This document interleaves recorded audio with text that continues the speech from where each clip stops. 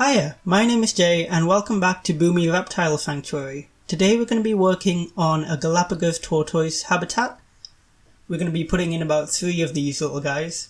Or should I say big guys, I mean they are giant tortoises after all.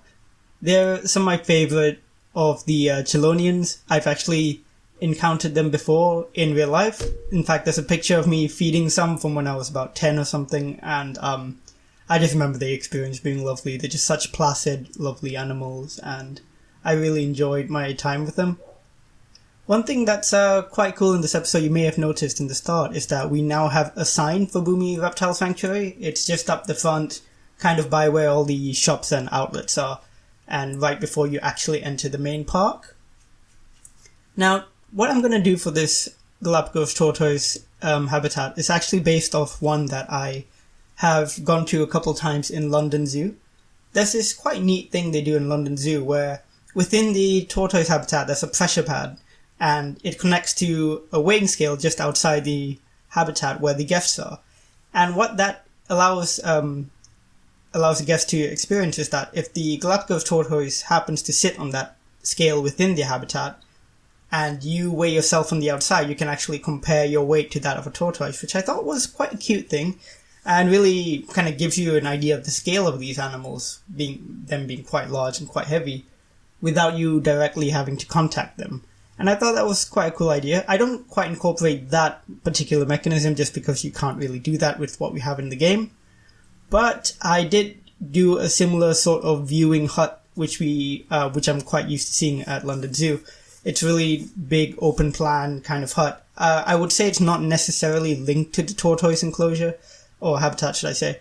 It's more just an open shelter which happens to have a view, and you can kind of bring your food in there, have something to eat while you just happen to be next to this set of tortoises.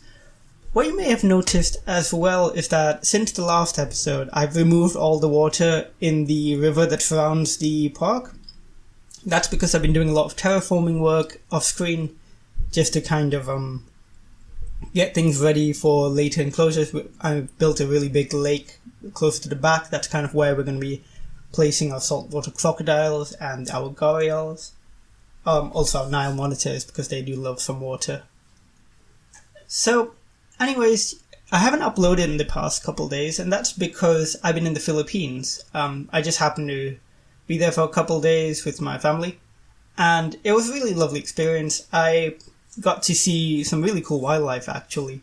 On this beach, I actually managed to spot a couple really large water monitors, Asian water monitors, which are local to Southeast Asia in general. And they were massive. I saw a couple of them. They were just traveling together, apparently, which is odd. I always thought they were solitary, but I guess not. And one of them was massive, easily nearly 2 meters long, probably about 1.5, 2 meters long. Really beautiful animal, quite docile it seems. They were just kind of wandering the beach, didn't pay much attention to any of the people that were there. And yeah, that was quite a cool experience. I also checked out a reptile sanctuary within the Philippines on Palawan Island. And that was interesting. It was really interesting to see how they take care of animals within actual reptile sanctuaries in different countries. I've been to a few in different parts of the world, a couple within Malaysia itself. And this one in the Philippines was quite interesting to see because they take in only animals which have been rescued from the black market or by illegal poaching, that sort of thing. And they have quite a few very large saltwater crocodiles, which I was really impressed by. I believe the longest they had was something like 16 feet long, and he was a big guy, quite a thick boy, if I do say so myself. He was a really big crocodile, and I was really impressed just by the size. They didn't have the largest of habitats to stay in, which was a bit of a shame. I do wish they had larger spaces, but as reptiles, they're not as much in need of large spaces as mammals are. In fact, a lot of reptile species, be it snakes, lizards, actually prefer to have slightly more enclosed habitats so they feel a bit safer. That applies to a lot of pet reptiles, such as ball pythons, other snakes. When it comes to the larger ones, like crocodiles and these big tortoises, you obviously would like them to have a bit more space. In this sanctuary that I went to, they didn't have that much space, so to speak, but a good thing about that is that these animals are rescued and they're rehabilitated and released into the wild, so this is only a temporary space for them. So I thought, okay, that seems like it's not too bad of a situation for them to be in, especially if they're getting really good care and they're going to be released into the wild. And speaking of which, I also noticed in a lot of these reptile sanctuaries that the baby animals are separated from the adults, which is quite a good thing because a lot of reptiles will just eat the babies. If another crocodile happens to spot another crocodile's children, it'll probably just chomp on them as a snack. Cannibalism really isn't that uncommon in the animal kingdom. Any carnivorous animal will probably, it's probably got the potential to be a cannibal. Food is food, isn't it? It got a bit dark, but yeah. So what I'm going to do for Bumi Reptile Sanctuary in the future, when we do get into the crocodiles from the Nile monitors, is I'm going to create separate holding pens for the young. And I think that would be quite a cool little thing to do because it gives us quite a good separation, which is a bit more realistic. Obviously within the game you're not going to have crocodiles eat the young, but it would be quite cool to have that separation, I think, just visually. Anyways, let's talk about what's actually going on in this episode. As you can see, I've built that viewing shelter that I was talking about. Later on, you're going to see me make a small staff area as well. I did have a bit of trouble this episode. I'm not entirely happy with how this whole habitat turned out. I'm relatively pleased with it, but I do wish I had a bit of a better... I can't find the word, actually. I wish I just was a bit more comfortable with the building materials and stuff to actually get a bit more of an interesting looking staff center in. At the moment, it just looks quite normal. I do add in some cool little things like wheelbarrows and some fruit, which visually would just suggest that, okay, the zookeepers are bringing in some fresh produce for the tortoises. And I thought that was quite a cute little thing, and you'll see that later on. As for the tortoises themselves, we have 3 of them that we're going to put in, or male and 2 females. If I can get another female off the trading market by the next episode, I'll put another one in.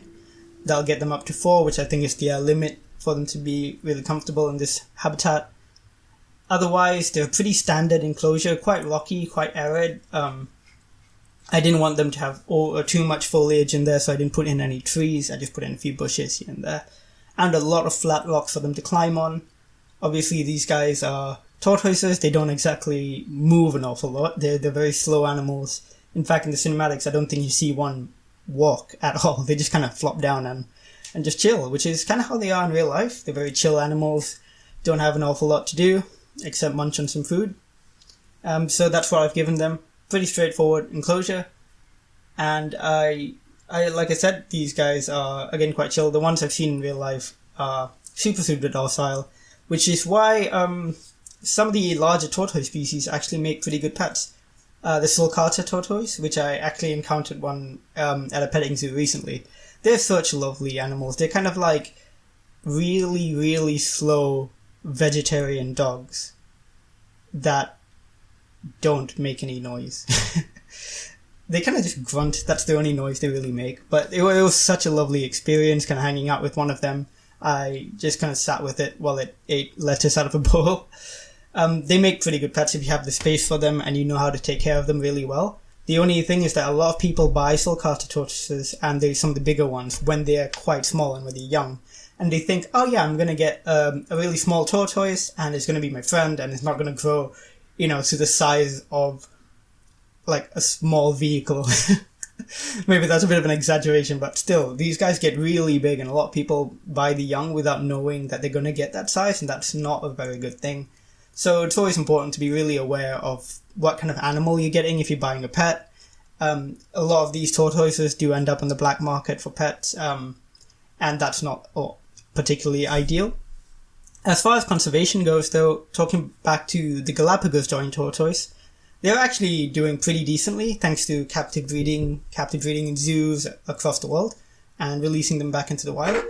Initially, they were hunted quite badly back in the day, and they declined quite significantly. But thanks to work that's being done in sanctuaries and zoos across the world, they've rebounded quite significantly. They're still listed as vulnerable, but it's quite a good level of progress. I think they've really improved, and it's such a good thing to see. In fact, these guys are, because they're such long-lived animals as well. A lot of them that are around today have been around for a long time. Back when tortoise conservation wasn't even the thing. In fact, Charles Darwin had a few, I think 4 pet Galapagos giant tortoises, and one of them outlived him. These are really long-lived animals. They're not the oldest in the world. The oldest vertebrate animal in the world is, I believe, the Greenland shark. They live anywhere between 300 and 500 years old, which is bonkers to think about. Anyway, I'm going slightly off topic with the sharks. But yeah, that's about it for this episode. There's not an awful lot else for me to talk about. Enjoy the tortoises, the cinematics there, and we'll just kind of show you them chilling in this new habitat of theirs. And in the next episode, I think we'll either do the other giant tortoise, the Aldabra giant tortoise, or we'll do a peafowl enclosure. I want to kind of build up towards the bigger animals, the more impressive ones. One of my favourites that we're going to be doing is the Komodo dragon. That's going to be quite a fun build. And yeah, so I'll leave you to it. If you have any feedback, feel free to leave it in the comments. If you have any suggestions, feel free to do the same. And yeah, if you really enjoyed this, feel free to like and subscribe for more content like this. And I'll see you in the next episode. Thanks. Bye.